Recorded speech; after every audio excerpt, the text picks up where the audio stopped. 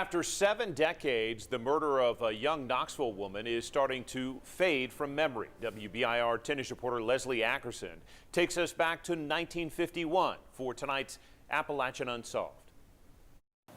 Harold Hills, it was a beautiful place out beyond where anybody had lived before. It appeared to be the perfect suburban setting for a young couple. But on a Saturday evening in March of 1951, Fred Hankins arrived home to a gruesome discovery. He discovered his wife, Mary, lying in a pool of blood. An ambulance took Mary to St. Mary's Hospital, where she died within 30 minutes. The doctors removed a .32 caliber slug from her brain. The date was Saturday, March 31, 1951.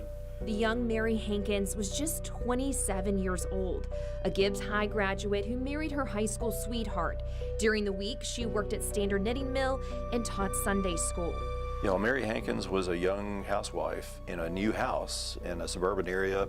This is kind of the post-war suburban American dream. An American dream shattered by death. The killing baffled the comfortable, up-and-coming neighborhood. Before that, people didn't even lock the doors. They started locking the doors. Years before he wrote about Mary's murder, author Dwayne Speaks heard the story as a boy. Well, I was in the 8th grade, and that's all people in this area would talk about. That Hankins woman, that Hankins murder. Because in Fountain City, that was unheard of. Today, it's still a popular, secluded residential area. Same red brick house. Harboring the answers to a mystery that will likely never be solved. As one of Knoxville's oldest cold cases, there's no existing case file or crime reports. So any information about Mary Hankins has to come from historians or decades-old newspaper archives. And actually it was civilians who found the gun in a creek about 3 months later. Months after Mary's death, a discovery out of nowhere. The murder weapon found discarded in a creek. With a .32 pearl-handled revolver. A man and his son were washing their car along Norris Freeway. The man spotted a .32 caliber pistol. But even with this clue in hand, the question that sent authorities scrambling, who could have killed Mary Hankins?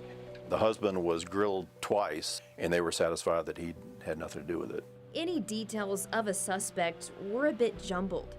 A neighbor mentioned seeing a man enter the Hankins home. Stories about neighbors having seen a man wearing a blue suit. At one point, attention turned to a cousin of Mary's and then to a petty thief. Suspects were brought in for questioning, submitting to lie detector tests and truth serums.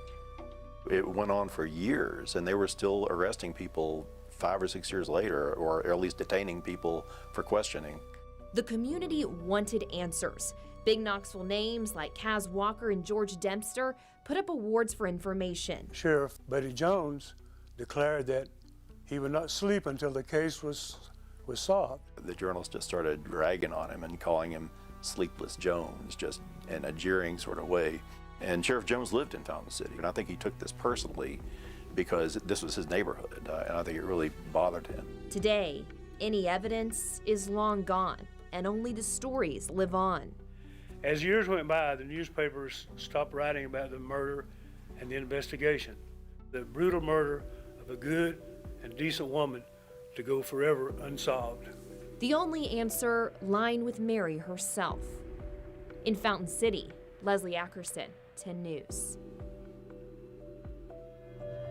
And for more East Tennessee true crime, the Appalachian Unsolved podcast is available right now.